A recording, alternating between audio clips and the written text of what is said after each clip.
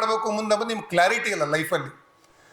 ನಾನು ಇದರಲ್ಲಿ ಅಗ್ರಿಕಲ್ಚರ್ ಇಂಜಿನಿಯರಿಂಗ್ನೇ ಯಾವುದಾದ್ರು ಪ್ರೊಫೆಸರ್ ಆಗಬೇಕು, ಫುಡ್ ಪ್ರೊಸೆಸಿಂಗ್ ಯೂನಿಟ್ ಹಾಕಬೇಕು, ಸಾಯಿಲ್ ಆ್ಯಂಡ್ ವಾಟರ್ ಮ್ಯಾನೇಜ್ಮೆಂಟಲ್ಲಿ ಎಲ್ಲಿಯಾದರೂ ನಾನು ಏನಾದರೂ ಮಾಡಬೇಕು, ಅಥವಾ ನಾನು ಪಿ ಜಿ ಮಾಡ್ಕೊಂಡ್ಬಿಟ್ಟು ಎಲ್ಲಾದರೂ IRIದಲ್ಲಿ ಅಡ್ಮಿಷನ್ ತಗೋಬೇಕು, ಅಥವಾ ಗೇಟ್ ಎಕ್ಸಾಮು ಇಷ್ಟೇ ರ್ಯಾಂಕ್ ಒಳಗಡೆ ನಾನು ಕ್ಲಿಯರ್ ಮಾಡಬೇಕು, ಇಲ್ಲ ನಾನು ಯಾವುದಾದ್ರೂ ಬ್ಯಾಂಕಿಂಗ್ ಎಕ್ಸಾಮ್ ತಗೋಬೇಕು, ಇಲ್ಲ ಸಿವಿಲ್ ಸರ್ವಿಸ್ ಮಾಡಬೇಕು. ನಿಮ್ಮ ಲೈಫಲ್ಲಿ ನಾವು ಏನಾಗಬೇಕು ಎಂಬುದು ನಿಮಗೆ ಕ್ಲಾರಿಟಿ 100% ಇರೋಂಗಿಲ್ಲ. ಯಾಕಂದರೆ ಅದ್ರ ಬಗ್ಗೆ ನೀವು ಯೋಚನೆ ಮಾಡೇ ಇರೋಂಗಿಲ್ಲ. ಮನುಷ್ಯನ ಹತ್ರ ಇಷ್ಟು ಶಕ್ತಿ ಇದೆ, ನೀವೇನು ಅನ್ಕಂತಾರೆ ಅದು 100% ಆಗ್ತೀರಿ. ಇವತ್ತು ಪ್ರೊಫೆಸರ್ ರಾಜಶೇಖರ್ ಸಾಹೇಬರು ನನಗೆ ಕರೆದಿದ್ರು, ನಾನು ಇವತ್ತು ಹೋಗ್ಬೇಕಂತಿತ್ತು, ನಾನು ಬಂದಿದ್ದೀನಿ. ನಿಮಗೆಲ್ಲರಿಗೂ ಕೂಡ ಬೆಳಗ್ಗೆ ಎದ್ದಿದ್ದೀರಿ, ಟಿಫಿನ್ ಮಾಡಿ ಆ ಟೈಮಿಗೆ ತಿಂಡಿ ಮಾಡಿದ್ದೀರಿ, ಇಲ್ಲಿ ಬಂದು 10-15 ಅನ್ನೋದ್ರಾಗ ಕೂತಿದ್ದೀರಿ. ನೀವು ಅಂದ್ಕೊಂಡಿದ್ದೀರಿ ನಾನು ಇಲ್ಲಿ ಹೋಗ್ಬೇಕು ಬರ್ಬೇಕಂತ. ಲೈಫಲ್ಲಿ ಕೂಡ ಅಷ್ಟೇ ಇಂಪಾರ್ಟೆಂಟ್. ನೀವೇನು ಅನ್ಕಂತೀರಿ 100ಕ್ಕೆ 100 ಆಗ್ತಾರೆ, 100%. ಅದು ಮಾತ್ರ ಅನ್ಕೋಬೇಕು ನೀವು. ಜಸ್ಟ್ ನಾನು ಇವತ್ತು ಹೇಳ್ತೇನೆ ನಿಮಗೆ, ನೀವು ಏನು ಅನ್ಕೊಂತಾರೆ ಒಂದು ಥಾಟ್ ಜಸ್ಟ್ ಬರೆದಿಟ್ಕೊಳ್ಳಿ. ನೀವು ಬರೆದುಬಿಟ್ಟು ನಿಮ್ದು ಎಲ್ಲಿ ಮಲಗ್ತಾರೆ ಅದ್ರ ಟೇಬಲ್ ಮುಂದೆ ಹಾಕ್ಕೊಳ್ಳಿ, ದೊಡ್ಡದಾಗಿ ಒಂದು ಡ್ರಾಯಿಂಗ್ ಶೀಟಲ್ಲಿ ಬರೆದು. ಸೊ ನೀವು ಏನಾದರೂ ಆಗ್ಬೋದು, ನೀವು ಜಸ್ಟ್ ಬರೆದಿಟ್ಕೊಳ್ಳಿ.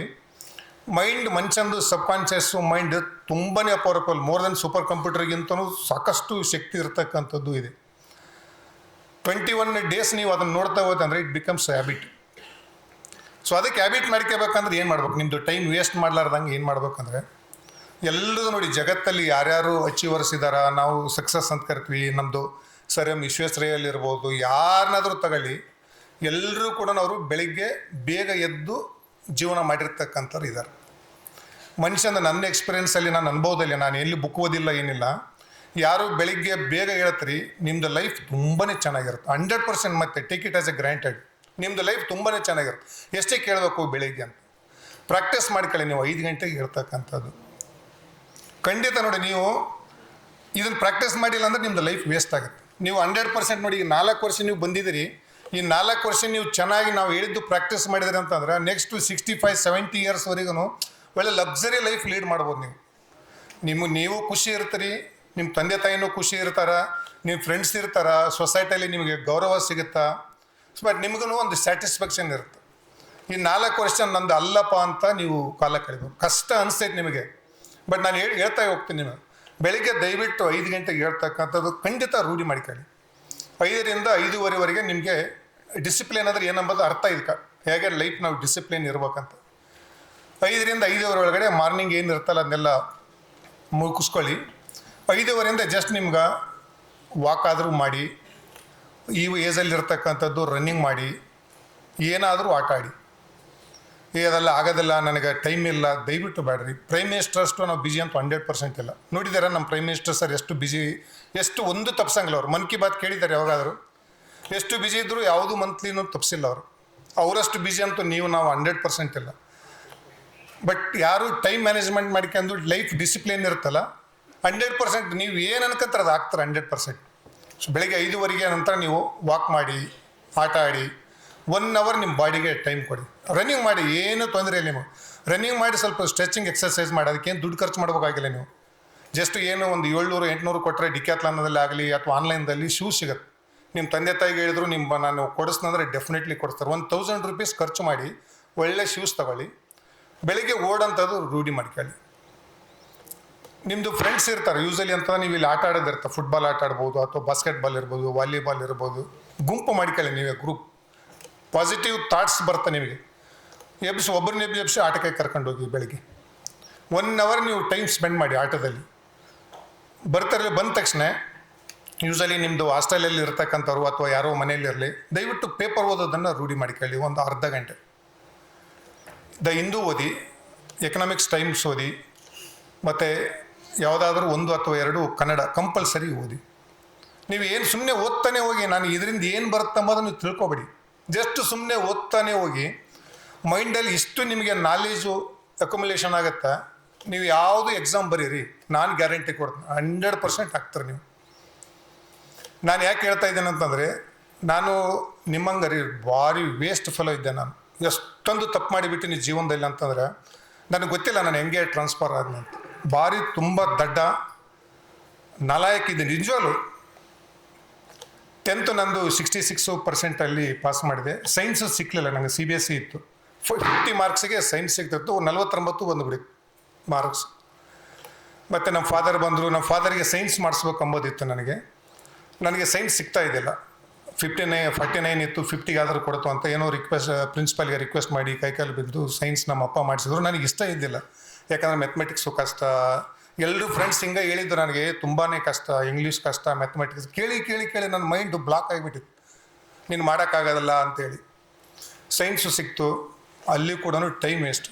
ಒಂದು ದಿನ ಓದ್ತಾ ಇದ್ದಿಲ್ಲ, ಯಾರು ಹೇಳಿದ್ರು ಕೇಳ್ತಾ ಇದ್ದಿಲ್ಲ, ಲೈಫಲ್ಲಿ ಏನು ಗೋಲ್ ಇಲ್ಲ. PUCದು 55% ಬಂತು. ಏನು 30 ಮಾರ್ಕ್ಸು ಪ್ರಾಕ್ಟಿಕಲ್ ಇತ್ತು, ಎಲ್ಲದು ಬರೆದದ್ದು 23, 24, 30ಕ್ಕೆ 30 ಏನೋ ಹಾಳಾಗೋಗ್ಲಿ ಪಾಸ್ ಆಗಲಿ ಅಂತ ಕೊಟ್ಟಿದ್ರು ಪ್ರೊಫೆಸರ್ಸು. 23, 24, 25 ಮಾರ್ಕ್ಸ್ ಬಂದು ಅಪ್ಪ ಪಾಸ್ ಆಗಲ್ಲ ಅಂತ ನಂದು ಲೈಫ್ 55%. ತಂದೆ ತಾಯಿ ಇಬ್ಬರು ಅನಕ್ಷರಸ್ಥರು, ಪಾಪ ಅವ್ರಿಗೆ ಏನು ಗೊತ್ತಿಲ್ಲ, ಮಗನ ಕಳಿಸಿದ್ದೀವಿ ಚೆನ್ನಾಗಿ ಓದ್ತಾ ಇದ್ದಾನಂತ ಅವರು. ನಾವು ನೋಡಿದ್ರೆ ಇಲ್ಲಿ ಟೈಮ್ ವೇಸ್ಟ್ ಮಾಡಿಕೊಂಡು, ನನ್ನ ಜೊತೆಗಿದ್ದವ್ರು ಎಷ್ಟು ಇಂಜಿನಿಯರ್ಸ್ ಮೆಡಿಸಿನ್ ಮಾಡಿದರು, ಎಷ್ಟೋ ಚೆನ್ನಾಗಿ ಆಗಿಬಿಟ್ರು. ನಾನು ನೋಡ್ತಾ ಇದ್ದವ್ರಿಗೆ ಗೇಲಿ ಮಾಡ್ತಾಯಿದ್ವಿ ನಾವು, ಒಂದು 8-10 ಜನ. ಏನು ಓದಿ ಏನು ಉದ್ಧಾರ ಆಗ್ತಾನೆ ಅಂತ ಎಂಥ ಲೈಫ್ ಮಾಡಿಕೊಂಡ್ರು ಅವರಲ್ಲಿ. PUC ಇದು ಬಂತು, ಇಂಜಿನಿಯರಿಂಗ್ದಂತೂ 70-80 ಸಾವಿರ, ಏನು CET ಓದಿಲ್ಲ, ದಡ್ಡ ಅಂದರೆ ದಡ್ಡರು ಬಂತು. ನನಗೇನು ಸಿಕ್ಕಲೇ ಇಲ್ಲ, ಏನು ಮಾಡ್ಬೇಕಪ್ಪ, ಏನಾದರೂ ಮಾಡ್ಬೇಕು ಅಂತಂದ್ರೆ ಲಾಸ್ಟ್ ಎಲ್ಲಿ ಆಪ್ಷನ್ ಇತ್ತು ರಾಯಚೂರಲ್ಲಿ ಅಂತಂದ್ರೆ ಯಾರೋ ಹೇಳಿದ್ರು, ನಾನು ಅಗ್ರಿಕಲ್ಚರ್ ಇಂಜಿನಿಯರಿಂಗು ತೊಗೊಂಡೆ. ತಗೊಂಡು ಹೋಗಿ ನೋಡ್ತಾನೆ, ಅಲ್ಲಿನೂ ಅದೇ ಸೇಮ್ ಮೆಂಟಾಲಿಟಿ, ಓದೋದಿಲ್ಲ ಏನಿಲ್ಲ. ಅನೌನ್ಸ್ಡ್ ಕಿಡ್ಸ್ ಅಂತ ಇರ್ತಿತ್ತು, ಎಲ್ಲರೂ ಕೆಡಿಸೋರು. ಹೋಗೋಣ ಮಾಸ್ಟರ್ ಪ್ರೊಫೆಸರ್ ಹತ್ರ ಹೋಗೋದು, ಸರ್ ಪೋಸ್ಟ್ಪೋನ್ ಮಾಡೋ ಎಕ್ಸಾಮು, ಓದಿಲ್ಲ ಅಂತ. ಮಿಡ್ ಟರ್ಮು ಪೋಸ್ಟ್ಪೋನ್ ಮಾಡಿಸ್ತಕ್ಕಂಥದ್ದು. ಸೀರಿಯಸ್ಲಿ ನಮ್ಮದು ಸೀನಿಯರ್ ಇದ್ದಾರೆ, ದಂಡೇಕರ್ ಸರ್ ಇದ್ದಾರೆ, ಪ್ರೇಮಾನಂದ್ ಅವರು ಇದ್ದಾರೆ. ರಿಕ್ವೆಸ್ಟ್ ಮಾಡ್ಕೊಂಡು ಹೋಗೋದು, ನಗದಲ್ರಿ ಸೀರಿಯಸ್ ತಗೊಳ್ಳಿ ನೀವು ಅಂದರೆ ಹೇಳ್ತೀನಿ ಮುಂದೆ ಏನಂತ ಲೈಫು. ಏನೋ ಮಾಡ್ಕೊಂಡು ಆಯಿತು, ಅದು ಇದು ಓದ್ತಾ 2-3 ದಿವಸ ನೀವು ಹೆಂಗೆ ಹೋಗ್ತಾರಲ್ಲ ಹಂಗೆ ಓದ್ತಾ ಇದ್ದೆ. ಬಟ್ ತುಂಬ ಜಾಣ ಇದ್ದೆ ನಾನು, ಓದಿದ್ರೆ ಏನಾದರೂ ಸಾಧನೆ ಕಂಬೋದು ತಿಳಿದಿದ್ದು ಹೇಳ್ತೀನಿ. ಆಗೋ ಈಗೋ ಮಾಡಿ 8.03ಗೆ ನಂದು CGP ಆಗಿ ಹೊರಗಡೆ ಬಂದೆ. ನಾನು ಹೊರಗಡೆ ಬರ್ಬೇಕಂತಂದರೆ ನನಗೇನಾದರೂ ಲೈಫಲ್ಲಿ ಮಾಡ್ಬೇಕಂಬೋದು ಒಂದು ಸ್ವಲ್ಪ ಬಂದುಬಿಡುತ್ತೆ ಅವಾಗ. ಅಂದರೆ ಈ 3rd ಇಯರ್ ಏನಕ್ಕಲ್ಲಿ ಕೇಳ್ತೀನಿ ನಿಮಗೆ, ಸೀರಿಯಸ್ಸು ಭಯ ಸ್ಟಾರ್ಟ್ ಆಯಿತು 3rd ಇಯರಿಗೆ ಬಂದಾಗ. ಸೊ ಏನಾದರೂ ಲೈಫಲ್ಲಿ ಮಾಡೋಕ್ಕಂತ ಒಬ್ಬರು ಸುರೇಶ್ NM ಮತ್ತು ಅನಿಲ್ ನಾಯಕ್ ಅಂತಿದ್ರು, ಅವರಿಬ್ಬರಿಗೂ ನಾನೇ ಹೇಳಿದೆ, ನಾವು ಬಾಸ್ಕೆಟ್ಬಾಲು ಫುಟ್ಬಾಲು ಯಾವಾಗಲೂ ಗ್ರೌಂಡಲ್ಲೇ ಇರ್ತಿದ್ವಿ. ಸೊ ಇದು ಲೈಫಲ್ಲ, ನಮಗೆ ಹೊಡೆತ ಕೊಡ್ತಾ ಇದೆ ಅಂತೇಳಿ ಹೋಗೋಣ ಲೈಬ್ರರಿಗೆ ಅಂತ ಓದಿ ಸ್ವಲ್ಪ ಬ್ಯಾಂಕಿಂಗ್ದು ಒಂದು 1 ಮಂತ್ ಓದಿವಿ. ಸ್ವಲ್ಪ ಅವಾಗ ನನ್ನ ಮೈಂಡ್ ಸ್ಟ್ರೈಕ್ ಆಯಿತು. ಸೊ ಏನಾದರೂ ಲೈಫಲ್ಲಿ ನಾವು ಮಾಡಬೇಕು, ಕಷ್ಟ ಆಗುತ್ತಾ ಅಂತ. ಮತ್ತೆ ಅದನ್ನು ಗ್ಯಾಪ್ ಮಾಡಿಬಿಟ್ವಿ. ಗ್ಯಾಪ್ ಮಾಡಿದ ನಂತರ ಡಿಗ್ರಿ ಮುಗಿತಾ ಅನ್ಬೇಕಾದ್ರೆ ನಾನು ಇದೆಲ್ಲ ಬಿಟ್ಟೆ ಬಿಸ್ನೆಸ್ಗೆ ಹೋಗ್ಬಿಟ್ಟೆ. ನಾನು 1 ಲಕ್ಷ ರೂಪಾಯಿ ತಗೊಂಡು ಒಂದು ಗಾದಿ ತೊಗೊಂಡ್ರೆ 3 ಜನನ ಮಾಡಿದ್ರೆ ಅದರಲ್ಲಿ ದುಡ್ಡು ಬರುತ್ತೆ ಅಂತ ಜಪಾನ್ ಲೈಫ್ ಇಂಡಿಯಾ ಅಂತ ಒಂದು ಬಿಸ್ನೆಸ್ ಇತ್ತು. ಸೊ ಅದನ್ನು ಬಿಸ್ನೆಸ್ ಹೋದೆ. 2001ಗೆ ನಂದು ಮುಗೀತು. 2005ವರೆಗೂ ಬಿಸ್ನೆಸ್ಸು ಮಾಡಿ ಲೈಫ್ ಹಾಳಾಗಿ ಹೋಗ್ಬಿಡ್ತು. ಏನು ಅಚೀವ್ ಮಾಡೋಕ್ಕಾಗಲಿಲ್ಲ, 0. ಸಾಲ ಮಾಡ್ಕೊಂಬಿಟ್ವಿ, ಸಾಲಗಾರರು ಬೆನ್ನೆತ್ತಿದ್ರು, ತಪ್ಸ್ಕೊಂಡು ಓಡಾಡೋಕ್ಕೆ ಸ್ಟಾರ್ಟ್ ಮಾಡಿದ್ವಿ. ಹೋಟೆಲಲ್ಲಿ ಊಟ ಮಾಡಿದ್ದು ಕೂಡ ಅವ್ರಿಗೆ ಬಿಲ್ ಕೊಡೋಕ್ಕಾಗಲಿಲ್ಲ. ಸೊ ಅವರು ತಪ್ಸ್ಕೊಂಡು ಹೋಗ್ತಿದ್ವಿ. ತುಂಬಾ ಕಷ್ಟ ಆಗಿಬಿಡ್ತು. ಯಾಕಂದರೆ ನಾಲಾಯಕ್ತನ ಬಂದುಬಿಟ್ಟಿತ್ತು ನನಗೆ. ಏನಾದರೂ ಇತ್ತು ಮನೆಯಲ್ಲಿ, ಇದು ಕೇಳಿದ್ರು ಏನೋ ಮಾಡ್ತಾರಂತ ಇತ್ತು. ಎಷ್ಟು ಟೈಮು ವೇಸ್ಟ್ ಮಾಡಿದ್ದೀವಿ ಅಂತ. ಮುಗಿದ ಮೇಲೆ 2004ಗೆ ನಾಚಿಕೆ ಬರೋಕ್ಕಿತ್ತು. ಮನೆಯಲ್ಲಿ ಓದೆ ನಾನು. ಸೊ ಮನೇಲಿ ತಂದೆ ತಾಯಿಗಳು ಪಾಪ ನಿನಗೆ ಹುಟ್ಟಿಸ್ಬಿಟ್ಟಿದ್ದೀವಲ್ಲ ಅಂತ ಅವ್ರು ಏನೋ ಅಂದ್ಕೊಂಬಿಟ್ಟಿದ್ರು, ಏನೋ ಮಾಡ್ತು ಅಂತ ಊಟ ಹಾಕೋಕ್ಕೆ ಸ್ಟಾರ್ಟ್ ಮಾಡಿದ್ರು. ಅವಾಗ ನನಗೆ ನಾಚಿಕೆ ಬರೋಕ್ಕೆ ಸ್ಟಾರ್ಟ್ ಆಯಿತು. ಸೊ ಅವ್ರದ್ದೇ ಊಟ ಮಾಡ್ಬೇಕಲ್ಲ, ಅಗ್ರಿಕಲ್ಚರ್ ಫ್ಯಾಮಿಲಿ, ಪಾಪ ಅವ್ರು ಎಷ್ಟು ಕಷ್ಟಪಟ್ಟು ನನಗೆ ಓದಿಸಿದ್ರು, ಎಷ್ಟು ನಾಲಾಯಕ್ ಮಗ ಆಗಿಬಿಟ್ಟ ನಾನು ಅಂತಂದು ನನಗೆ ದುಃಖ ಬರೋಕೈತೆ ಅವಾಗ. ಎಷ್ಟು ವರ್ಷ ಆದ್ಮೇಲಪ್ಪ ನಾನು ತಂದೆ ತಾಯಿಗಳಿಗೆ ನಾನೇ ಮೋಸ ಮಾಡಿಬಿಟ್ಟೆನಲ್ಲ. ನನಗೆ ಪಾಪ ಎಷ್ಟು ಕಷ್ಟಪಡೋರು, 1000 ರೂಪಾಯಿ ಕೊಡ್ಬೇಕಾದ್ರೂ ತುಂಬಾ ಕಷ್ಟ ಇತ್ತು. ಅಷ್ಟು ಕಷ್ಟ ಓದಿದ್ರು ಕೂಡ ನಾನು ಎಷ್ಟು ಲೈಫ್ ಟೈಮ್ ವೇಸ್ಟ್ ಮಾಡ್ಕೊಂಡಲ್ಲ ಅಂತ ಹೇಳ್ಬಿಟ್ಟು ಕಷ್ಟ ಅನಿಸ್ತು ನನಗೆ. ಸೊ ಆಗಿಂದ ನನಗೆ ಸ್ವಲ್ಪ ಮೈಂಡಲ್ಲಿ ಚೇಂಜಸ್ ಆಯಿತು. ವೇಸ್ಟ್ ಮಾಡಿದ್ದೇನೆ ನಾನು, ಇನ್ನು ವೇಸ್ಟ್ ಮಾಡಬಾರ್ದು ಟೈಮ್ ಅಂತ. ಸೊ ಕಾಂಪಿಟೇಟಿವ್ ಎಕ್ಸಾಮ್ಸು ಓದೋದಕ್ಕೆ ಸ್ಟಾರ್ಟ್ ಮಾಡಿದೆ. ಜಸ್ಟ್ ಹಿಂಗೆ ಪೇಪರ್ಸು ಸ್ಟಾರ್ಟ್ ಮಾಡಿದೆ. ಹುಬ್ಳಿ ಧಾರವಾಡಕ್ಕೆ ಬಂದೆ, ನಾನೇ ಮನೆ ಬಿಟ್ಟು ಪೇಪರ್ಸು ಓದೋಕ್ಕೆ ಸ್ಟಾರ್ಟ್ ಮಾಡಿದೆ. ಸ್ವಲ್ಪ ಕಾಂಪಿಟೇಟಿವ್ ಎಕ್ಸಾಮ್ಸು ಮಾಡಿದೆ. 2 ಇಯರ್ಸು ತುಂಬಾ ಓದಿದೆ, ಏನು ಎಕ್ಸಾಮ್ ತಗೊಳ್ಳಲ್ಲ ಏನಿಲ್ಲ. ಡೈಲಿ ಮಿನಿಮಮ್ ಅಂತಂದ್ರೆ 16 ಅವರ್ಸ್ 100% ಓದ್ತಿದ್ದೆ. ಯಾಕಂದ್ರೆ ನನಗೆ ಅರ್ಥ ಆಗಿತ್ತು ಲೈಫ್ದು ಕಷ್ಟ ಏನೈತಾ, ನಾನು ಎಷ್ಟು ಕೆಟ್ಟವನಾಗಿಬಿಟ್ಟಿದ್ದಿಲ್ಲ ಅಂತಂದು 16 ಅವರ್ಸ್ ಮಿನಿಮಮ್ ಓದ್ತಿದ್ದೆ ಡೈಲಿ. ಓದೋದು ಏನಂತಂದ್ರೆ ನನಗೆ ಅಗ್ರಿಕಲ್ಚರ್ ಇಂಜಿನಿಯರಿಂಗ್ ಕಲಿಸ್ಕೊಟ್ಟಿತ್ತು ಏನು ಓದ್ಬೇಕಂತ.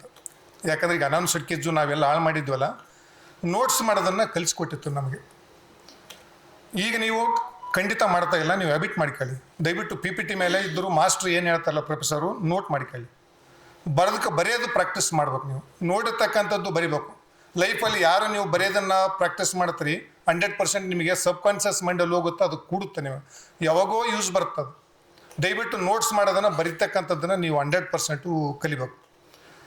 ಎರಡನೇದ್ದು, ಬೆಳಿಗ್ಗೆ ಎದ್ದು ಅಲ್ಲಿದ್ದು ಬರ್ತಾಯಿದೆ ಅಂದರೆ ನನ್ನ ಬಗ್ಗೆ ಯಾಕೆ ನಾನು ಚೇಂಜಸ್ ಆದ ಅಂತ ಹೇಳಿದ್ಮೇಲೆ ನಿಮಗೆ ಬಂದೆ. ನ್ಯೂಸ್ ಪೇಪರ್ ಓದಬೇಕು. ಯಾಕೆ ಇಂಪಾರ್ಟೆಂಟ್? ನ್ಯೂಸ್ ಪೇಪರ್ದು ಮತ್ತು ಏನು ಜನರಲ್ ಸ್ಟಡೀಸ್ ಬುಕ್ ಓದ್ತಾರಲ್ಲ, ನಿಮ್ಮ ಮೈಂಡಲ್ಲಿ ಸಿಕ್ಕಾಪಟ್ಟೆ ಕೂಡುತ್ತೆ. ನಾನು ಸಬ್ ಇನ್ಸ್ಪೆಕ್ಟರ್ ಆಗಿ ಸೆಲೆಕ್ಟ್ ಆಗಿಬಿಟ್ಟೆ. ಈಗ ಬರೀದೆ ನನಗೆ ಇತ್ತು, ಸಬ್ ಇನ್ಸ್ಪೆಕ್ಟರ್ ಆಗಿ ಸೆಲೆಕ್ಟ್ ಆದೆ. ಸಬ್ ಇನ್ಸ್ಪೆಕ್ಟ್ರು ಆದಮೇಲಿಂದ ಅನಿಸ್ತು ನನಗೆ, ನನ್ನ ಹತ್ರ ಓದಿದ್ರೆ ಏನು ಬೇಕಾದರೂ ಮಾಡ್ಬೋದಲ್ಲ ಅಂತ ಹೇಳ್ಬಿಟ್ಟು ಅಲ್ಲಿ KPA ಕರ್ನಾಟಕ ಪೊಲೀಸ್ ಅಕಾಡೆಮಿಗೆ ಹೋದೆ. ಸೊ ಅಲ್ಲಿ ಹೋದ್ಮೇಲೆ ಮತ್ತೆ ನಾನು KS ಎಕ್ಸಾಮು ತೊಗೊಂಡೆ KPSಸಿಂದ. ಅಲ್ಲಿ ಕೂಡ ನಂದು ಒಳ್ಳೆ ರ್ಯಾಂಕಿಂಗ್ ಬಂತು, ಸೆಲೆಕ್ಷನ್ ಆಯಿತು. ತಹಸೀಲ್ದಾರ್ ಕೊಟ್ಟರು. ನನಗೆ AC ಆಗಬೇಕಂಬುದು ಭಾಳ ಇತ್ತು. ತಹಸೀಲ್ದಾರ್ ಕೊಟ್ಟರು. ನಂಗೆ ತಹಸೀಲ್ದಾರು 100% ಡ್ರಾಪ್ ಮಾಡಿದೆ. ನಾನು ಬೇಡ, ಮತ್ತೆ ಎಕ್ಸಾಮ್ ಬರಿತೀನಿ ನಾನು. ಮತ್ತೆ ಎಕ್ಸಾಮ್ ಬರೆದೆ. AC ಸಿಕ್ಕಲಿಲ್ಲ ನನಗೆ, ಮಾರ್ಕ್ಸ್ ಕಡಿಮೆ ಇತ್ತು. ಸೊ ಇನ್ನೂ ಚಾನ್ಸ್ ತಗೊಳೋದು ಬೇಡ ಅಂತ ನಾನು DSP ಆಗಿ ಸೆಲೆಕ್ಷನ್ ಆದೆ. ಸೊ ಇದು ಮಾತು ಯಾಕೆ ಹೇಳ್ತೇನೆ ಅಂತಂದರೆ, ಮನುಷ್ಯನಿಗೆ ನೀವು ಆ ಟೈಮ್ದಲ್ಲಿ ನನಗೆ ಏನು ಬೇಕಾದರೂ ಕೇಳ್ಬೋದಿತ್ತು. ನೀವು ಏನು ಸಬ್ಜೆಕ್ಟ್ ಕೊಟ್ಟರೆ ಹೇಳ್ತಾಯಿದ್ದೆ 100%. ನೀವು ಮೆಡಿಸಿನ್ ಕೇಳಿದ್ರು ನಾನು ಹೇಳೋಷ್ಟು ಶಕ್ತಿ ಇತ್ತು.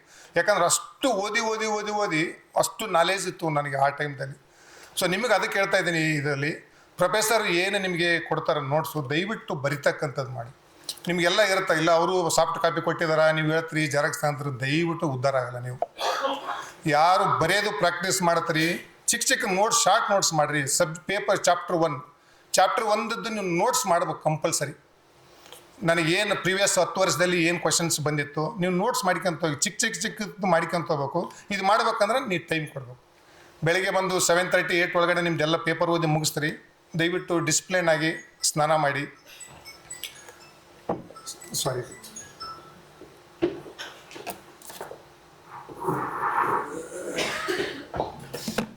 ಸ್ನಾನ ಮಾಡ್ತೀರಿ. ಎಲ್ಲ ಆದಮೇಲಿಂದ ಡ್ರೆಸ್ಸಿಂಗು ಕೂಡ ಕ್ಲೀನ್ ಇರ್ಬೇಕು.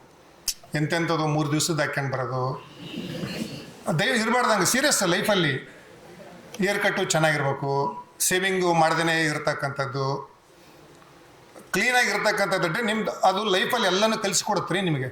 ನಾನು ಹೆಂಗಿರ್ಬೇಕಂಬೋದನ್ನು 100% ಕಲ್ಕೊಡ್ತಾ. ಯಾವಾಗ ಐರನ್ ಮಾಡಿದ್ದು ಹಾಕ್ಯನದು ಇರ್ತಕ್ಕಂಥದ್ದು ಆಗ್ಬೇಕು, ಚೆನ್ನಾಗಿ ಶೂಸ್, ಒಳ್ಳೆಯದು ಶೂಸ್ ಇರ್ತಕ್ಕಂಥದ್ದು ಆಗ್ಬೇಕು, ಕ್ಲೀನಾಗಿ ಹೋಗ್ಬೇಕು. ಕ್ಲಾಸಲ್ಲಿ ಹೋದ್ಮೇಲೆ ಕೂಡ ಸುಮ್ಮನೆ ಟೈಮ್ ವೇಸ್ಟ್ ಮಾಡಬೇಡಿ. ಅಲ್ಲಿ ಏನು ಹೇಳ್ತಾರೆ ಅಂಬೋದನ್ನು ಕಲಿತಕ್ಕಂಥದ್ದು ಖಂಡಿತ ಆಗ್ಬೇಕು. ಮತ್ತು ಈವ್ನಿಂಗ್ ಮುಗಿತಾ ಇದಲ್ಲ, ಖಂಡಿತವಾಗಿ ಒಂದು ಗೇಮ್ ಆಡಿ. ಯಾವುದಾದ್ರೂ ನಿಮ್ಮದು ಫ್ರೆಂಡ್ಸು ಜೊತೆ ಸೇರಿಬಿಟ್ಟು ಒಂದು ಗೇಮ್ ಆಡ್ಬೇಕು. ಗೇಮ್ಸ್ ನೋಡಿ, ನಿಮ್ಮದು VC ಸರ್ನ ನೋಡಿ ಎಷ್ಟು ಫಿಟ್ ಆಗಿದ್ದಾರಾ, ಎಷ್ಟು ಇದ್ದಾರಾ ಅಂತ ನೀವು ಅನಿಸಲ್ಲ ನಿಮಗೆ? ಅಲ್ಲಿ ಅನಿಸ್ತೈತೆ ಅಲ್ರಿ ಅವರಿಗೆ. ಬಟ್ 1 ಡೇ 2 ದಿನ ಬಂದಿರತಕ್ಕಂಥದ್ದಲ್ಲ. ಸರ್ನ ಕೇಳಿದೆ ನಾನು, ಸರ್ ಏನು ಸರ್ ಅಂತ, ನಾನು ಡೈಲಿ ಬ್ಯಾಡ್ಮಿಂಟನ್ ತಪ್ಪಿಸೋದೇ ಇಲ್ಲ ಅಂತಾರೆ. ಇದಕ್ಕೆ ನೀವು ಅಡಿಕ್ಟ್ ಆಗಬೇಕು ಗೇಮ್ಸಿಗೆ. ಯಾವುದಾದ್ರೂ ಒಂದು ಫ್ರೆಂಡ್ಸ್ ಸಿಕ್ಕಾಪಟ್ಟಿರ್ತಾರೆ, ಇದು ಎಂಜಾಯ್ ಮಾಡ್ತಕ್ಕಂಥದ್ದು. ಇದು ಡೈಲಿ ಒಂದು ಗೇಮ್ ಆಡಿ ಈವ್ನಿಂಗ್. ಯಾಕೆ ಗೇಮ್ಸ್ ಏನು ಕಲಿಸ್ಕೊಡುತ್ತೆ ಅಂತಂದ್ರೆ, ನಿಮ್ಗೆ ಗೊತ್ತಿಲ್ದಂಗೆ ಒಳ್ಳೆ ಲೀಡರ್ಶಿಪ್ ಕ್ವಾಲಿಟಿ ಕಲಿಸ್ಕೊಡುತ್ತೆ ಗೇಮ್ಸ್. ಎರಡನೇದ್ದು, ನಿಮ್ಮದು ಡಿಸಿಷನ್ ಮೇಕಿಂಗ್ ಇರುತ್ತಲ್ಲ, ಪವರ್ಸು ಸಿಕ್ಕಾಪಟ್ಟೆ ಜಾಸ್ತಿ ಆಗುತ್ತೆ ಡಿಸಿಷನ್ ಮೇಕಿಂಗ್ ಪವರ್ಸ್ ಗೇಮ್ಸಿಂದ.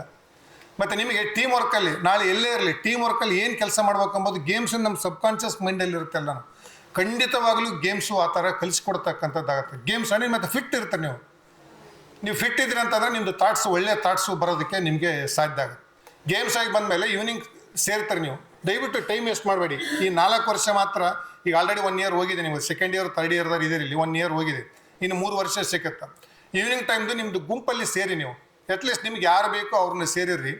ಒಂದು ಅರ್ಧ ಗಂಟೆ ನೀವು ಚರ್ಚೆ ಮಾಡಿ, ಗ್ರೂಪ್ ಡಿಸ್ಕಷನ್. ನಿಮ್ದು ಏನು ಸಬ್ಜೆಕ್ಟ್ ಬಗ್ಗೆ ಇರ್ಬೋದು, ಸಬ್ಜೆಕ್ಟ್ ಬಗ್ಗೆ ಆದರೂ ನೀವು ವಿಚಾರ ಮಾಡಿ. ಅಥವಾ ವರ್ಲ್ಡ್, ಕರ್ನಾಟಕ ಜಾಗ್ರಫಿ ಏನಿದೆ, ಕರ್ನಾಟಕದ ಹಿಸ್ಟ್ರಿ ಏನಿದೆ, ಕರ್ನಾಟಕದ ಪೊಲಿಟಿಕಲ್ ಏನಿದೆ, ಇಂಡಿಯಾದ ಪೊಲಿಟಿಕಲ್ ಏನಿದೆ, ಯಾಕೆ ಯುಕ್ರೇನ್ ಮತ್ತು ರಷ್ಯಾದು ವಾರ್ ಯಾಕೆ ಆಯಿತು, ಏನಿದೆ ಈಗ ಸದ್ಯ ಅಮೇರಿಕಾದ್ದು ನಮ್ಮ ಮೇಲೆ ಬಿಸ್ನೆಸ್ದು ಏನು ನಡೀತಾ ಇದೆ, ಏನೇನು ಟ್ಯಾಕ್ಸಸ್ ಆಗ್ತಾ ಇದ್ದಾರೆ, ಯಾಕೆ GST ಟ್ಯಾಕ್ಸಸ್ಸು ಕಡಿಮೆ ಮಾಡಿದರು, ಏನು GST ಟ್ಯಾಕ್ಸ್ ಅಂತಂದರೆ, ಸುಮ್ಮನೆ ಜಸ್ಟ್ ಯಾವುದಕ್ಕೂ ಪ್ರಿಪ್ರೇಷನ್ ಬೇಡ. ನಿಮ್ಗೆ ಚರ್ಚೆ ಮಾಡಿ, ಒಂದು ಅರ್ಧ ಗಂಟೆ ಚರ್ಚೆ ಮಾಡಿಕೊಂತ ಹೋಗಿ ಡೈಲಿ. ನಂತರದಲ್ಲಿ ನೀವು ನೋಟ್ಸ್ ಮಾಡ್ತಕ್ಕಂಥದ್ದು ಇದನ್ನೇ ಏನು ಸ್ಕೂಲಲ್ಲಿ ಕಾಲೇಜಲ್ಲಿ ಕಲಿತಿರ್ತಾರಲ್ಲ, ಈವ್ನಿಂಗ್ ಕುಂತು ಸ್ವಲ್ಪ ನೋಟ್ಸ್ ಮಾಡಿ. ನಾಳೆ ನನಗೆ ಏನು ಕಲಿತಾರೆ ಎಂಬುದು ಒಂದು 10 ಗಂಟೆ ತನಕ ಆದರೂ ದಯವಿಟ್ಟು ನೀವು ನೋಟ್ಸ್ ನಾಳೆ ಏನು ಸಬ್ಜೆಕ್ಟು ನನಗೆ ಇದೆ, ನಾನು ಏನು ಓದ್ಕೊಂಡು ಹೋಗ್ಬೇಕಂಬುದು ದಯವಿಟ್ಟು ಸ್ವಲ್ಪ ಓದಿ. ಮತ್ತು ಏನು 10ರಿಂದ 10 ಗಂಟೆಗೆ ಮಲಗಿ 10ರಿಂದ 5 ಸೊ ಇದನ್ನೇ ಹೇಳಿದರೆ ನಾವು ಏನು ಮಾಡೋದು, ಮೊಬೈಲ್ ಯಾವಾಗ ನೋಡ್ಬೇಕು ಅಂತ. ನಾನು ಮೊಬೈಲ್ ನೋಡೋಕೆ ಬೇಡ ಅಂತ ಹೇಳಿಲ್ಲ. ಒಂದು ಅರ್ಧ ಗಂಟೆ ನೀವು ಟೈಮ್ ಮಾಡಿ ಅದಕ್ಕೆ. ನಾನು 9:30 ಅಥವಾ 9 to 9:30 ಕಂಪಲ್ಸರಿ ಮೊಬೈಲ್ ನೋಡ್ತೀನಿ. ನೀವು ಏನಾದರೂ ನೋಡಿ, 9 to 9:30 ನೋಡ್ತೇನೆ ಅಂತ. ಸಂಡೇ ಬಂತು ವೀಕ್ಲಿ, ಎಂಜಾಯ್ ಮಾಡಿ ಲೈಫ್. ಹೊರಗಡೆ ಹೋಗಿ ಸಿನಿಮಾ ನೋಡಿ, ಒಳ್ಳೆ ಸಿನಿಮಾಗಳು ನೋಡಿ. ಸಿನಿಮಾ ನೋಡೋದು ಬರೀ ಅದನ್ನು ಒಳ್ಳೆ ಇದು ತಂದರೆ ಆ್ಯಕ್ಷನ್ ಮೂವಿ ಇತ್ತು, ಒಳ್ಳೆ ಲವ್ದು, ಅದನ್ನು ತಿಳ್ಕೊಬೇಡಿ ನೀವು. ಅದು ಹಿಂದಿಂದ ತಿಳ್ಕೊಳ್ಳಿ. ನಿನಗೆ ಏನು ಅರ್ಥ ಆಯ್ತು ಸಿನಿಮಾದಲ್ಲಿಂದ, ನೀನು ಏನು ಕಲ್ತ್ಕೊಂಡಿ ಅನ್ನೋದು. ಸಿನಿಮಾಟೋಗ್ರಫಿದು ಎಲ್ಲೆಲ್ಲಿ ಮಾಡಿದರು, ಏನು ಪ್ಲೇಸಸ್ ಇದ್ದು, ಅದನ್ನು ಎಂಜಾಯ್ ಮಾಡಿ. ಆ ಸಿನಿಮಾದ್ದು ಏನಿತ್ತು, ಅವ್ರದ್ದು ಡ್ರೆಸ್ಸಿಂಗ್ ಸೆನ್ಸ್ ಹೆಂಗಿತ್ತು, ಮನೇದು ಹೆಂಗಿತ್ತು, ಅವ್ರದ್ದು ಮನೇಲಿ ಏನು ಮೆಟೀರಿಯಲ್ಲು ಎಲ್ಲಿ ಇಟ್ಟಿದ್ರು, ಅದನ್ನು ನಿಮ್ಮ ಥಾಟ್ಸ್ ಬರ್ಬೇಕು ನಿಮಗೆ. ನಿಮ್ಮ ಥಾಟ್ಸ್ ಬಂತಂತಂದ್ರೆ ನಿಮ್ಮದು ಮೈಂಡ್ 100% ನಿಮ್ಗೆ ಸ್ಟ್ರೈಕ್ ಕೊಡ್ತದೆ. ಸೊ ಆ ಮೂಮೆಂಟಲ್ಲಿ ನೀವು ಹೋಗೋದಕ್ಕೆ 100% ಸ್ಟಾರ್ಟ್ ಮಾಡ್ತದೆ. ಸುಮ್ಮನೆ ಸಿನಿಮಾ ನೋಡಿ ಬರೋದು ಮಾಡಬೇಡಿ. ಅದಾದಮೇಲಿಂದ ಒಳ್ಳೊಳ್ಳೆ ಫಂಕ್ಷನ್ಸ್ ಇರ್ತಾರೆ. ಇವತ್ತು ಈಗ ಹೆಂಗೆ ಸೇರಿದ್ರು ನೋಡಿ, ಎನಿ ಪೊಲಿಟಿಕಲ್ ಫಂಕ್ಷನ್ಸ್ ಇರ್ಬೋದು.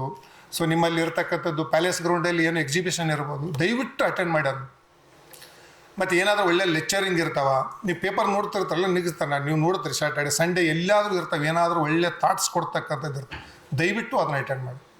ಮತ್ತು ಇದ್ರ ಜೊತೆಗೇ 15 ದಿವಸಕ್ಕೆ ಒಂದ್ಸಲ ನಿಮ್ದು ಯಾವುದಾದ್ರೂ ಬುಕ್ ಓದಿ. ಎನಿ ಬುಕ್ ನೀವು ಯಾವುದಾದ್ರೂ ತಗೊಳ್ಳಿ, ದಯವಿಟ್ಟು ಬುಕ್ಸ್ ಓದಿ. ಏನಿತ್ತು ಇವತ್ತು ಇಂಜಿನಿಯರ್ಸ್ ಡೇ, ಇವತ್ತಿಂದನೇ ಸ್ಟಾರ್ಟ್ ಮಾಡಿ. ದಯವಿಟ್ಟು ಒಂದು ಬುಕ್ ತೊಗೊಳ್ಳಿ. ಮೋಕ್ಷಗಂಡಂ ವಿಶ್ವೇಶ್ವರಯ್ಯ ಅವ್ರದ್ದು ಬುಕ್ ಸಿಗುತ್ತೆ. ಸಾಫ್ಟ್ ಕಾಪಿ ಮತ್ತು ನಾವು ಡೌನ್ಲೋಡ್ ಮಾಡ್ತಾ ಅದನ್ನು ದಯವಿಟ್ಟು ಬೇಡ, ಬುಕ್ಕೇ ತೊಗೊಳ್ಳಿ. ಏನು ಆಡಲಿ ಅಂತಂದ್ರೆ 250 to 300 ರೂಪಾಯಿಗೆ ನಿಮಗೆ ಬುಕ್ ಸಿಗುತ್ತೆ. ಓದಿ ಅವ್ರದ್ದು ಲೈಫ್ದು ಏನು ಕಷ್ಟಪಟ್ಟಿದ್ರು ಅಂತ. ಅವ್ರೂ ಕೂಡ ಈಸಿ ಬಂದಿಲ್ಲ. ಅವ್ರದ್ದು ಅನಕ್ಷರಸ್ಥರ ಲೈಫ್ ಇತ್ತು, ಅವರು ಕಷ್ಟಪಟ್ಟಿದ್ರು. ಅವರು ಎಲ್ಲಿ ಫಸ್ಟ್ ಆರ್ಟ್ಸ್ ಮಾಡಿದ್ರು ಗೊತ್ತಾ ಅವ್ರು ನಿಮಗೆ, ಬ್ಯಾಚುಲರ್ ಆಫ್ ಆರ್ಟ್ಸ್ ಅವ್ರು ಸ್ಟಾರ್ಟ್ ಮಾಡಿದ್ರು. ಆನಂತರ ಪುನಾದಲ್ಲಿ ಹೋಗಿ ಇಂಜಿನಿಯರಿಂಗು ಎನ್ರೋಲ್ ಮಾಡ್ಕೊಂಡ್ಬಿಟ್ಟು ಬೇರೆ ಬೇರೆ ಕಂಟ್ರಿಗೆ ಹೋಗಿ ಕೆಲಸ ಮಾಡಿಬಿಟ್ಟು ಅವ್ರದ್ದು ಈಸಿ ಲೈಫ್ ಇದ್ದಿಲ್ಲ. ಮತ್ತು ವಾಪಸ್ಸು ಬರ್ತಾರೆ, ದಿವಾನ್ ಆಗ್ತಾರೆ ಮೈಸೂರು. ಇದರಲ್ಲಿ ಎಷ್ಟು ಡೆವಲಪ್ಮೆಂಟ್ ಮಾಡಿದ್ರೆ ಇನ್ನೂ ನಡೀತೀವಿ ನಾವು. KRS ಇರ್ಬೋದು.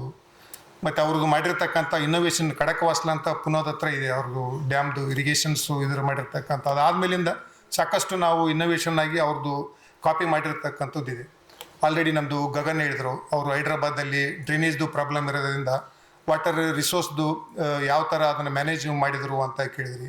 ಮತ್ತು ಇರಿಗೇಷನ್ಗೆ ಸಂಬಂಧಪಟ್ಟಂಗೆ ಸಾಕಷ್ಟು ಅವ್ರದ್ದು ಕಾಂಟ್ರಿಬ್ಯೂಷನ್ ಕೊಟ್ಟಿರ್ತಕ್ಕಂಥದ್ದು ಇದೆ. ಮತ್ತು ನಮಗೆ ಎಜುಕೇಷನ್ ಇನ್ಸ್ಟಿಟ್ಯೂಟಲ್ಲಿ ಎಷ್ಟೊಂದು ಕಾಂಟ್ರಿಬ್ಯೂಷನ್ ಮಾಡಿದ್ದಾರೆ. ಸೊ ಅದನ್ನು ಸ್ವಲ್ಪ ಓದಿ. ಇದು ಓದಿ ಇದ್ರದಂತೂ 100ಕ್ಕೆ 100 ನಿಮಗೆ ಎನಿ ಕಾಂಪಿಟೇಟಿವ್ ಎಕ್ಸಾಮ್ಸ್ಗೆ ಫಿಕ್ಸ್ ನಿಮಗೆ ಇದರದ್ದು contributions of the sir M ವಿಶ್ವೇಶ್ವರಯ್ಯದವ್ರದ್ದು ಅಂತ ಇರುತ್ತೆ. ನೀವು ಓದ್ತಾ ಹೋದ್ರಂತಂದ್ರೆ ನಿಮ್ಮ ಮೈಂಡಲ್ಲಿ, ನಾನು ಯಾವಾಗ ನೀನು ಸಾಯೋವರಿಗೆ ಕೇಳಿದ್ರು ನಾನು ಹೇಳ್ತೇನೆ ಅವ್ರು ವಿಶ್ವೇಶ್ವರಯ್ಯ ಬಗ್ಗೆ. ಅದರಾಗೆ ನೀವು ಓದ್ಬೇಕು. ಬುಕ್ 15 ದಿವಸಕ್ಕೆ ಒಂದ್ಸಲ ಬುಕ್ ಓದ್ಬೇಕಂತ ನೋಡಿ. ಮನಸ್ಸು ನೀವು ಮಾಡಿದಂದ್ರೆ 100% ಮಾಡ್ತೀರಿ. ನೀನು ಬೇಡ ಬಿಡಪ್ಪ ಏನು ಮನಸ್ಸು ಮಾಡಬೇಡ ಅಂದ್ರೆ ನೀವು ಏನೂ ಆಗಲ್ಲ. ಮತ್ತು ನಾನು ಹೇಳ್ದಂಗೆ ನಿಮಗೆ 30 ವರ್ಷ 25 ಬರುತ್ತಲ್ಲ, ಅವಾಗ ನಿಮಗೆ ಎಫೆಕ್ಟು ಗೊತ್ತಾಗುತ್ತೆ ಲೈಫ್ ಏನಂತ. ಇದು ನೆಕ್ಸ್ಟ್ ಓದ್ತೀರಿ, ಹಬ್ಬ ಬರುತ್ತಾ, ಎಂಜಾಯ್ ಮಾಡಿ, ಸಿನಿಮಾ ನೋಡಿ. ದಯವಿಟ್ಟು ಒಂದು ಡಿಸಿಪ್ಲಿನ್ ಲೈಫ್ ಅಂತ. ಇದಕ್ಕೆ ಡಿಸಿಪ್ಲಿನ್ ಆಗಿರ್ಬೇಕು ನಿಮ್ಮದು ಲೈಫ್. ಸುಮ್ಮನೆ ಎಲ್ಲೋ ಆಯ್ತು ಏನೋ ಬಂದು ಇವತ್ತು ಕ್ಲಾಸ್ ಬಂದೆ, ನೋಟ್ಸ್ ಹಿಂಗೆ ಬಿಸಾಕಿದೆ, ಅಲ್ಲಿ ಹೋದೆ, ಮೂವಿಗೆ ಹೋದೆ. ಮತ್ತು ಒಳ್ಳೆ ಊಟ ಮಾಡ್ಬೇಕು. ಊಟ ನಿಮ್ದು ಹಾಸ್ಟೆಲಲ್ಲಿ ಏನು ಕೊಡ್ತಾರೋ ದಯವಿಟ್ಟು ತಿನ್ನಿ. ಕಾಮೆಂಟ್ ಮಾಡಬೇಡಿ ದಯವಿಟ್ಟು. ಎಲ್ಲನೂ ಬೇಕು ಬಾಡಿಗೆ. ನಾನ್ ವೆಜ್ ಊಟ ಮಾಡಿ, ಏನು ಕೊಡ್ತಾರೋ ವೇಸ್ಟ್ ಮಾಡಬೇಡಿ. ಒಳ್ಳೆ ಊಟ ಮಾಡಿ. ಅದನ್ನು ಕೂಡ ನಮ್ಗೆ ಬಾಡಿಗೆ ಭಾಳಷ್ಟು ಕಾಂಟ್ರಿಬ್ಯೂಷನ್ ಇರುತ್ತೆ. ಮತ್ತು ದಯವಿಟ್ಟು ತಂದೆ ತಾಯಿಗೆ ಮೋಸ ಮಾಡಬೇಡಿ. ನಿಮ್ಮಷ್ಟು ಕೆಟ್ಟವ್ರು ಯಾರಿಲ್ಲ. ನೀವು ತಂದೆ ತಾಯಿ ಏನಾದರೂ ಚೆನ್ನಾಗಿ ಓದೋಕ್ಕೆ ಕಲಿಸಿದ್ರು ನಿಮ್ಗಂದಮೇಲೆ ನೀವು ಇಲ್ಲಿ ಲೈಫ್ ವೇಸ್ಟ್ ಮಾಡಿಕೊಂಡು ಕಾಲ ಕಳಿತಿದ್ರಿ ಅಂತಂದರೆ, ತಂದೆ ತಾಯಿಗೆ ದ್ರೋಹ ಮಾಡಿದವರು ನೀನು ಸೊಸೈಟಿಗೆ ಏನು ಎಕ್ಸ್ಪೆಕ್ಟ್ ಮಾಡೋಕ್ಕಾಗ್ತದೆ ನಿಮ್ಮಿಂದ. ನೋಡಿ, ಇಲ್ಲಿ ಕೊಟ್ಟಿರ್ತಕ್ಕಂಥದ್ದು ಸೊಸೈಟಿ ನಮಗೆ ತುಂಬಾ ಕೊಟ್ಟಿದೆ. ನೀವು ನೆನ್ಪಿಟ್ಕೊಳ್ಳಿ. ಆಲ್ಮೋಸ್ಟ್ ಇಲ್ಲಿ ಕುಂತಿರ್ತಕ್ಕಂಥವ್ರು ಎಲ್ಲರೂ ಮಿಡ್ಲ್ ಕ್ಲಾಸು, ಲೋವರ್ ಮಿಡ್ಲ್ ಕ್ಲಾಸ್ನಿಂದ ಬಂದವರು. ಇದ್ರಾಗ ಇಲ್ಲ ಅಂತಂದ್ರೆ ನಿಮ್ಮ ತಂದೆ ತಾಯಿ ಬೇರೆ ಸ್ಕೂಲಲ್ಲಿ ಕಲಿಸಿರ್ಬೋದು, ಬಟ್ ಗೌರ್ಮೆಂಟ್ ಸ್ಕೂಲಲ್ಲಿ 100% ಸ್ವಲ್ಪ ಆದರೂ ಓದಿರ್ತೀವಿ. ನೋಡಿ, ಸ್ಕೂಲ್ ಕೊಟ್ಟಿದೆ, ಟೀಚರ್ಸ್ ಕೊಟ್ಟಿತ್ತು, ಒಳ್ಳೆ ಬಿಲ್ಡಿಂಗ್ ಕೊಟ್ಟಿತ್ತು, ಸೊಸೈಟಿ ಎಷ್ಟೊಂದು ನಮಗೆ ಮಾಡಿತ್ತು. ಈಗಾದರೂ ನೋಡಿ ಸೊಸೈಟಿದು ನಿಮ್ಗೆ ಎಷ್ಟು ಚಾರ್ಜ್ ಮಾಡ್ತಾರೆ, ಕಡಿಮೆ ಚಾರ್ಜ್ ಮಾಡ್ತಾರೆ. ಈಗ ಸದ್ಯ ನಮಗೆ ನೀವು ಓದ್ಬೇಕಾಯ್ತಂದ್ರೆ ನಿಮಗೆ ಕಡಿಮೆ ಅಂತಂದ್ರೆ ತಿಂಗಳಿಗೆ 1 ಲಕ್ಷ ತನೂ ಬರುತ್ತೆ. ಬಟ್ ಇಲ್ಲಿ ಸೊಸೈಟಿ ದುಡ್ಡಿದೆ ಅಲ್ಲ, ಎಲ್ಲರದ್ದು ದುಡ್ಡು ಗೌರ್ಮೆಂಟ್ ಕೊಡ್ತಾ, ಅದಕ್ಕೆ ಬಿಲ್ಡಿಂಗ್ ಕೊಟ್ಟಿದೆ, ಕೂಡಕ್ಕೆ ಅಂಥದ್ದು ಕೊಟ್ಟಿದೆ. ಬಟ್ ಇಂಟರ್ನ ನಿಮ್ಮದು ಸೊಸೈಟಿಗೆ ಏನು ಕೊಡೋಕ್ಕಾಗತ್ತೆ? ನೀವು ಚೆನ್ನಾಗಿ ಟೈಮು ಯುಟಿಲೈಸ್ ಮಾಡಿಕೊಳ್ಳಲ್ಲ ಅಂತಂದ್ರೆ ನೀವು ವಾಪಸ್ಸು ಸೊಸೈಟಿಗೆ ಏನು ಕೊಟ್ಟಂಗೆ ಕೊಡಬೇಕಲ್ಲ. ಏನಾದರೂ ಮನುಷ್ಯನಿದ ಮೇಲೆ ಒಂದು ಸಲ ಬದುಕ್ತೀವಿ. ಆಲ್ರೆಡಿ ನಿಮ್ಗೆ 20 ವರ್ಷ, 1/4 ಟೈಮು ಆಲ್ಮೋಸ್ಟ್ ಹೋಗಿಬಿಟ್ಟಿದೆ. ಈಗ ದಯವಿಟ್ಟು ಲೈಫಲ್ಲಿ ಸೀರಿಯಸ್ನೆಸ್ ಇರ್ಬೇಕು. ನಿಮಗೆ ಗೋಲ್ ಇರತಕ್ಕಂಥದ್ದು. ಮತ್ತು ಹಾರ್ಡ್ ವರ್ಕ್ ಅಂತ ಹೇಳಿದ್ವಿ. ಒಂದಿದ್ರೆ ಡಿಸಿಪ್ಲಿನ್ ಲೈಫ್ ಆಯಿತು.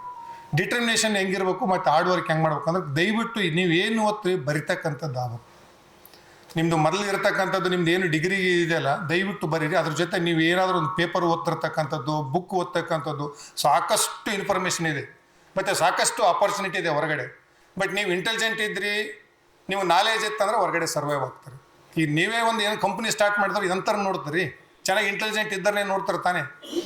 ಮತ್ತು ನೀವು ಹೊರಗಡೆ ಯಾರಾದ್ರು ಎಕ್ಸ್ಪೆಕ್ಟ್ ಮಾಡಿದ್ರೆ ನಿಮ್ಮ ನಾಲೆಜ್ ಇತ್ತಂದರೆ ನೋಡ್ತಾರೆ. ಈಗ ನಾಲೆಜ್ ಈಸ್ ಪವರ್. ಭಾಳಷ್ಟು ಕೇಳಿದಿರಿ. ಈಗ ನೋಡಿ, ವಾಟ್ಸಪ್ ಮಾಡಿದೆ ಅವನು, ಗೂಗಲ್ ಪೇ ಮಾಡಿದ, ನೋಡಿ ಎಷ್ಟು ಕುಂತಲ್ಲೇ ದುಡ್ಡು ಅರ್ನ್ ಮಾಡಿದ್ರು. ಅದೆಲ್ಲ ಕ್ರಿಯೇಟಿವಿಟಿ, ನಾಲೆಜು. ನಿಮಗೆ ಇಂಟೆಲಿಜೆಂಟ್ ಇಲ್ಲ ಅಂದರೆ ಹೊರಗಡೆ ಕಷ್ಟ ಇದೆ. ಈಗ ಸಾಕಷ್ಟು ಅಪರ್ಚುನಿಟಿ ಇದೆ, ಬಟ್ ಅಷ್ಟೇ ಇಂಟೆಲಿಜೆಂಟು ಇದ್ದಾರೆ. ನೀವೇ ನೋಡ್ತೀರಿ, ಈಗ 85-90% ಇದ್ದೀರಿ. ಬಟ್ ರೈಟ್ ನಿಮಗೆ ಟೈಮ್ ಮ್ಯಾನೇಜ್ಮೆಂಟ್ ಸ್ಕಿಲ್ ಗೊತ್ತಿಲ್ಲ. ಈ 3 ವರ್ಷ ನಾನು ಚೆನ್ನಾಗಿ ಟೈಮ್ ಉಪಯೋಗ ಮಾಡ್ಕೊಂಡಿಲ್ಲ, ನಾವು ಹೇಳಿದ್ದು ಓದಿಲ್ಲ ಅಂತಂದರೆ ಡೆಫಿನೆಟ್ಲಿ ನೀವು ಸಫರ್ ಆಗ್ತೀರಿ. ಇಲ್ಲಿ ಕುಂತರೆಲ್ಲರೂ ಸಕ್ಸಸ್ ಆಗಲ್ಲ. ಬಟ್ ಯಾರು ನೀವು ಇದನ್ನು ಫಾಲೋ ಮಾಡ್ತೀರಿ, ನಾನು ಬರೆದು ಕೊಡ್ತೀನಿ 100ಕ್ಕೆ 100 ಇದೇ ಬಂದು ನಿಂತ್ಕೊಂಡು ನೀವು ಮಾತಾಡೋಂಗೆ ಡೆಫಿನೆಟ್ಲಿ ಆಗ್ತೀರಿ. ದಯವಿಟ್ಟು ಟೈಮ್ ವೇಸ್ಟ್ ಮಾಡೋಕ್ಕೆ ಹೋಗಬೇಡಿ. ಭಾಳ ಇಂಪಾರ್ಟೆಂಟು ಟೈಮ್ ಮಾತ್ರ. ಡೆಡಿಕೇಶನ್ ಭಾಳ ಇಂಪಾರ್ಟೆಂಟ್. ನಿಮ್ಗೆ ಅನಿಸ್ತೈತೆ ಒಂದಿನ ಮಾಡ್ತೀರಿ ಬಿಡ್ತೀರಿ ಅಂತ, ದಯವಿಟ್ಟು ಆ ಥರ ಮಾಡಬೇಡಿ. ನಿಮಗೆ ತಂದೆ ತಾಯಿ ಕಲಿಸಿರೋದೇ ಓದೋದ್ರಿ. ಇದೇ ಕೆಲಸ ನೀವು ಚೆನ್ನಾಗಿ ಮಾಡಿಲ್ಲ ಅಂದರೆ ಇನ್ನೇನು ಎಕ್ಸ್ಪೆಕ್ಟ್ ಮಾಡ್ಬೇಕು ನಾವು ನಿಮ್ಮ ಜೊತೆಗೆ? ಕಲಿಸಿರೋದೇ ನಿಮ್ಗೆ ಓದೋದು ಬಿಟ್ಟು ಏನು ರೆಸ್ಪಾನ್ಸಿಬಿಲಿಟಿ ಇಲ್ಲ ನಿಮಗೆ, ಏನು ಅಕೌಂಟಬಿಲಿಟಿ ಇಲ್ಲ. ಬರೀ ಓದೋದನ್ನೇ ಕಲಿಸಿರೋದಲ್ಲ ತಂದೆ ತಾಯಿಗಳು ಹೇಳೋದು, ನಿಮ್ಮ ಪ್ರೊಫೆಸರ್ಸ್ ಹೇಳೋದು, ನಿಮ್ಮದು VC ಅವರು ಅದನ್ನೇ ಹೇಳೋದು. ಬಟ್ ನೀವು ಅದನ್ನೇ ಸರಿ ಮಾಡಿಲ್ಲ ಅಂತಂದ್ರೆ ನಾವು ಏನು ನಿಮ್ಮ ಕಡೆಯಿಂದ ಎಕ್ಸ್ಪೆಕ್ಟ್ ಮಾಡ್ಬೇಕು ಮುಂದೆ ಸೊಸೈಟಿಗೆ ಬಂದಮೇಲೆ? ನೀವೆಲ್ಲ ಮುಂದೆ ಬೆಳ್ತಕ್ಕಂಥವ್ರು. ದಯವಿಟ್ಟು ಡೆಡಿಕೇಶನ್ ಇರ್ಬೇಕಂತಂದರೆ 21 ಡೇಸು ಅಥವಾ 90 ಡೇಸ್ ತನಕ ನೀವು ರೂಢಿ ಮಾಡಿಕೊಳ್ಳಿ. ಯಾರು 21 ದಿನ 5 ಗಂಟೆ ಎದ್ದು ಹೇಳ್ತಾರೆ, 22ನೇ ದಿನ ನೀವು ಎಷ್ಟು ಮಲಗಿದ್ರೂ ಮಲಗಕ್ಕೆ ಬಿಡಂಗಿಲ್ಲ. ಎದ್ದ ತಕ್ಷಣ ಏನಾದರೂ ನೀವು ಎಲ್ಲೇ ಹೋಗ್ರಿ ಓದ್ತಾನೆ ಇರ್ಬೇಕು. ಮೈಂಡಲ್ಲಿ ಕೂತು ನೀವು ನಾಳೆ ಎನಿ ಎಕ್ಸಾಮ್ ತಗೊಳ್ರಿ. ನೀವು ಬರೀ ನಿಮ್ಮದು ಗೇಟ್ ಇರ್ಬೋದು, ಎನಿ ಕಾಂಪಿಟೇಟಿವ್ ಎಕ್ಸಾಮ್ಸ್ ಇರ್ಬೋದು, ಎನಿ ಬ್ಯಾಂಕಿಂಗ್ ಎಕ್ಸಾಮ್ ಇರ್ಬೋದು, ನಿಮ್ಮ ಮೈಂಡಲ್ಲಿ ಕರೆಕ್ಟ್ ಬರ್ತದಲ್ಲಿ ಪೆನ್ನಿಗೆ. ಅದು ಇಮಿಡಿಯೇಟ್ಲಾಗಿ 100% ಸಕ್ಸಸ್ ಆಗ್ತಕ್ಕಂಥದ್ದು ಆಗುತ್ತೆ. ಹಾರ್ಡ್ ವರ್ಕ್ ಅಂತ ಹೇಳಿದೆ ನಾನು. ಟೈಮ್ ಜಾಸ್ತಿ ಕೊಡಿ. ನೀವು ಎಲ್ಲರೂ ಸಕ್ಸಸ್ ಆಗ್ತಕ್ಕಂಥವ್ರು the extended their day time, ಅಂದರೆ ಬೆಳಿಗ್ಗೆ 4ಕ್ಕೆ ಹೇಳೋದು, 5ಕ್ಕೆ ಹೇಳೋದು ಅಂಥದ್ದು ಮಾಡ್ತಾರೆ. ಅವ್ರಿಗೆ ನೀವು ಹೇಳೋದು 8ಕ್ಕೆ 7ಕ್ಕೆ ಆಯ್ತು ಅಂದರೆ 5ಕ್ಕೆ ಎದ್ದರೆ 2 ಅವರು ಅವ್ರಿಗೆ ಟೈಮ್ ಸಿಗುತ್ತೆ. ಆ 2 ಅವರಲ್ಲೇ ಅವರು ಒಳ್ಳೆಯದನ್ನು ಕಲಿತಕ್ಕಂಥದ್ದಾಗುತ್ತೆ. ದಯವಿಟ್ಟು ಟೈಮ್ ವೇಸ್ಟ್ ಮಾಡ್ತಕ್ಕಂಥದ್ದು ಆಗಬೇಡಿ. ಡೆಡಿಕೇಶನ್ ಇರಲಿ. ಮತ್ತು ನಿಮ್ಮ ಮಧ್ಯದಲ್ಲೇ ಕಾಂಪಿಟೇಷನ್ ಮಾಡಬೇಡಿ. ದಯವಿಟ್ಟು ಹೊರಗಡೆ ತುಂಬಾ ಇದ್ದಾರೆ ಎಲ್ಲರೂ. ನೀವೇ ಕಾಂಪಿಟೇಷನ್ ಮಾಡಬೇಡಿ. ನೀವು ಒಬ್ರಿಗೊಬ್ರು ಸಪೋರ್ಟ್ ಮಾಡಿ 100% ಎಲ್ಲರೂ ಗ್ರೋತ್ ಆಗ್ತಾರೆ. ಸೊ ಅವ್ನು ಚೆನ್ನಾಗಿ ಓದ್ತಾನ ಬರೀ ಅವ್ನು ಬೇಕು ಕಮೆಂಟ್ ಮಾಡೋದು, ಅವಳು ಚೆನ್ನಾಗಿ ಓದ್ತಾಳೆ ಕಮೆಂಟ್ ಮಾಡೋದು ದಯವಿಟ್ಟು ಮಾಡಬೇಡಿ. ನೀವು ಅಷ್ಟು ಶೇರ್ ಮಾಡ್ತೀರಿ ಅಷ್ಟು ನಿಮ್ಮದು ಗ್ರೋತ್ ಆಗುತ್ತೆ. ಮತ್ತು ನನ್ನ ತಂಗಿಯಂದರಿಗೆ ಹೇಳ್ತೇನೆ ನಾನು, ನಿಮ್ಮದೇ ನೆಕ್ಸ್ಟ್ ಫ್ಯೂಚರ್ ಇರ್ತಕ್ಕಂಥದ್ದು. ದಯವಿಟ್ಟು ಓದಿ ನಿಲ್ಲಿಸಬೇಡಿ. 2028 ಅಥವಾ 29ಗೆ 33% ನಮ್ಮದು ಪಾರ್ಲಿಮೆಂಟು ಮತ್ತು ಅಸೆಂಬ್ಲಿಯಲ್ಲಿ ಬರುತ್ತೆ. ಸೊ ಕರ್ನಾಟಕದಲ್ಲೇ ಮಿನಿಮಮ್ ಅಂತಂದರೂ 80-90 ಜನ ಶಾಸಕರು ಇರ್ತಾರೆ. ಸೊ ಅಲ್ಲಿ ಬಂತಂದ್ರೆ ಒನ್ ಟೈಮ್ದಲ್ಲಿ ಎಲ್ಲ ಕಡೆನೂ ಇದ್ದಂಗೆ. ಮತ್ತು ಎಲ್ಲಿ ನಾವು ನೋಡಿದಂಗೆ ನನ್ನ ಎಕ್ಸ್ಪೀರಿಯನ್ಸ್ ಪ್ರಕಾರ ಎಲ್ಲಿ ಮಹಿಳೆ ಎನಿ ಫೀಲ್ಡಲ್ಲಿರಲಿ, ಎಷ್ಟು ಎಲ್ಲಿ ಕಡೆ ಕೆಲಸ ಮಾಡ್ತಾ ಇದ್ದಾರಲ್ಲ ತುಂಬಾ ಎಕ್ಸಲ್ ಇದ್ದಾರೆ ಅವರು ಮೆನ್ನಿಗಿಂತನೂ. ಯಾಕಂದ್ರೆ ಅಷ್ಟು ಡೆಡಿಕೇಶನ್ ಇರ್ತಾ, ಅಷ್ಟು ಸಿಸ್ಟಮೆಟಿಕ್ ಲೈಫ್ ಇರ್ತಾ ಅವ್ರದ್ದು. ತುಂಬಾ ಅವ್ರದ್ದು ಚೆನ್ನಾಗಾಗಿರ್ತಕ್ಕಂಥದ್ದಿದೆ. ದಯವಿಟ್ಟು ನಿಮ್ಮದು ಮನೆಯಲ್ಲಿ ಕೂಡ ಇಮಿಡಿಯೇಟ್ಲಾಗಿ ಮ್ಯಾರೇಜ್ ಪ್ರಪೋಸಲ್ಸ್ ಬಂತು ಅಥವಾ ಓದೋದು ಅರ್ಧ ನಿಲ್ಲಿಸಿದ್ರು ಅಂತಂದರೆ ದಯವಿಟ್ಟು ಮಾಡಬೇಡಿ. ಮನೇಲಿ ಹೇಳಿ ನಾನು ಓದ್ತಾ ಇದ್ದೀನಿ, ಇನ್ನು ನಾನು ಓದ್ಬೇಕಂತ ಹೇಳಿ. ದಯವಿಟ್ಟು ನಿಮ್ಮದು ಏನು ಅನ್ಕಂತೀರಿ ಅದನ್ನ ಹಾಕ್ತೀರಿ. ಲೈಫಲ್ಲಿ ಎಲ್ರಿಗೂ ಓದ್ತಾ ಹೇಳ್ತೀನಿ, ಒಂದು ಏಮ್ ಇಟ್ಕೊಳ್ಳಿ. ಸುಮ್ಮನೆ ನಾನು ಹೇಳಿ ಹೋಗ್ತೀನಿ, ಅವ್ರು ನನಗೆ ಕರೆಸಿದ್ರು, ನೀವು ಬಂದು ಹೇಳಿಲ್ಲ ಅಂದರೂ ನನಗೆ ಸಂಬಳ ಬರುತ್ತಾ, ಹೇಳಿದ್ರು ನನಗೆ ಸಂಬಳ ಬರುತ್ತಾ. ನಿಮ್ಮ ಪ್ರೊಫೆಸರ್ಗಾಗಲಿ ವೈಸ್ ಚಾನ್ಸಲರ್ಗೆ ಯಾರ್ದು ನಮ್ಮದು ಸಂಬಳ ನಿಲ್ಲಲ್ಲ. ನೀವು ಕಲ್ತರೂ ಸಂಬಳ ಬರುತ್ತಾ, ನಮಗೆ ಕಲ್ತಿಲ್ಲ ಅಂದ್ರೂ ಸಂಬಳ ಬರುತ್ತೆ. ಬಟ್ ನಿಮ್ಗೆ ಯಾಕೆ ಅವ್ರು ನನ್ನನ್ನು ಕರೆಸಿದ್ದಾರೆ ಹೇಳ್ಬೇಕಂದ್ರೆ ಅವ್ರಿಗಿದೆ, ಯೂನಿವರ್ಸಿಟಿಗೆ, ವೈಸ್ ಚಾನ್ಸಲರ್ ಸರಿಗೆ, ನಿಮ್ಮದು ರಾಜಶೇಖರ್ ಸರಿಗೆ, ನಂದು ಹುಡುಗರಪ್ಪ ಏನಾದರೂ ಲೈಫಲ್ಲಿ ಆಗ್ಬೇಕಂಬೋದು ನಮ್ಮನ್ನೇ ಕರೆಸ್ತಾರೆ.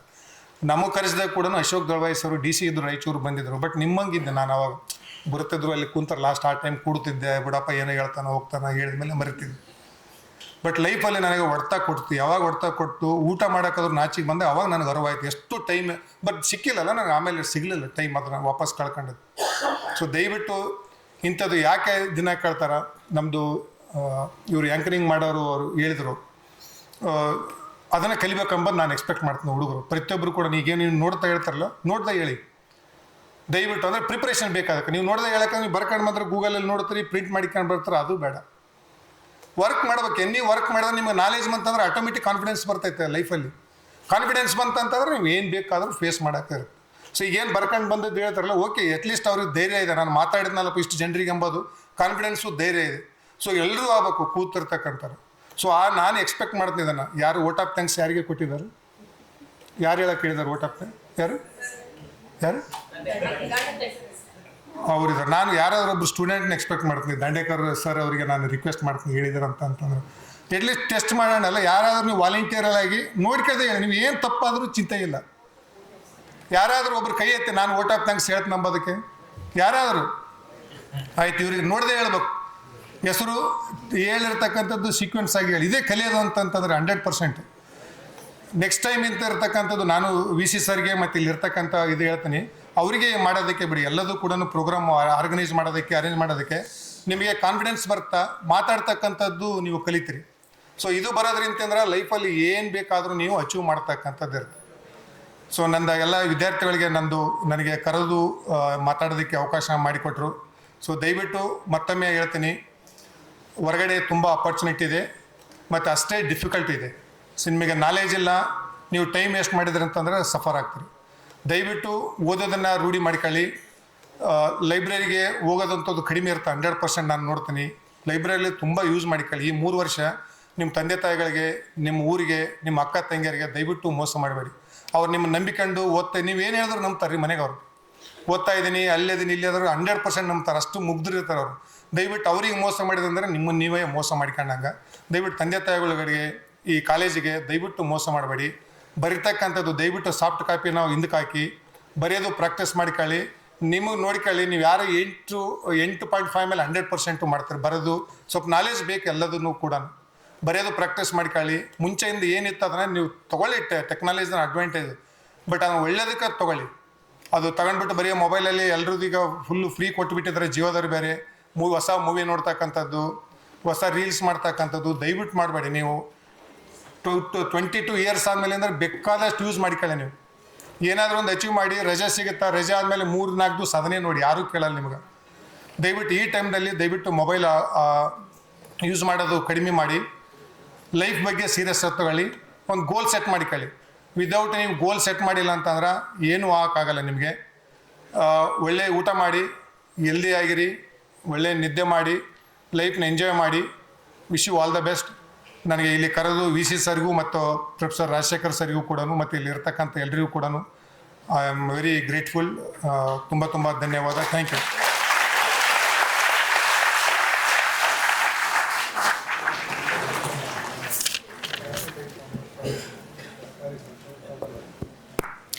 Thank you so much, sir. Your words and guidance will surely leave a lasting impact on all of us, and it inspired us and enriched